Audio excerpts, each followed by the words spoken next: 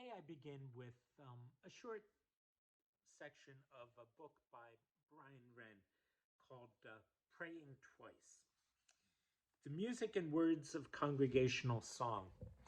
At the start of the book, he goes back through history and imagines what worship was like in different places at different times, all the way back. We'll read another section all the way back to the temple and even beyond that.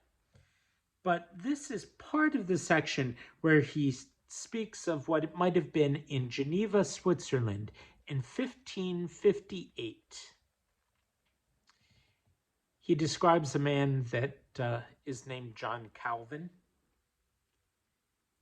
Calvin has preached more than 170 sermons a year since being invited to return to Geneva in 1541. Early each morning, 7 a.m. in winter, 6 a.m. at other times, he preaches from the Old Testament. This afternoon, he will preach on the Psalms. This Sunday, he begins a 2-year series on Paul's letter to the Ephesians. Now 49 years old, he suffers from recurrent migraine, gout, and bladder stones. Sometimes he has to be carried to church. Though he now has unquestioned authority in the affairs of church and city, he claims no special privileges and lives like any other pastor. The church is plain and unadorned. The service dignified and simple. Prayers, readings, preaching, and singing. For Calvin, congregational song is a type of prayer. Music was created to tell and proclaim the praise of God and for mutual edification. It has, quote, a secret and almost incredible power to move hearts in one way or another, unquote. Singing in church is an ancient tradition, but to use music rightly, we need holy and honest songs.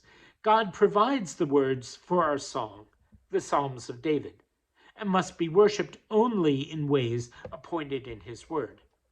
If the Bible does not say do this, it should not be done. Christ and the apostles sang, but did not use musical instruments. Thus, instruments are excluded from worship. Music in church must have weight and majesty. But because it is music for the people's song, it must be simple. Because we worship the sovereign God, it must be modest. These qualities are best achieved by the unison congregational singing of unaccompanied voices. Psalms are sung in metrical verse because their ancient music has been lost. The service begins with prayer and a familiar psalm. Vous qui la terre habitez, chantez tout haut à Dieu, chantez. Servez à Dieu joyeusement, venez devant lui gaîment. Words by Theodore Beza and music by Louis Bourgeois. All people that on earth do dwell, sing out to God with cheerful voice, him serve with mirth, his praise forth tell. Come ye before him and rejoice. What we call Old Hundredth, because it was the 100th Psalm. Today, it's the tune most used for another ancient prayer, the doxology. And most people I know would not know Old 100th necessarily as that name.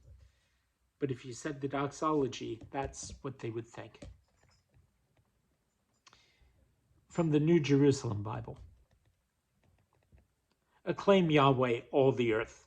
Serve Yahweh with gladness. Come into his presence with songs of joy.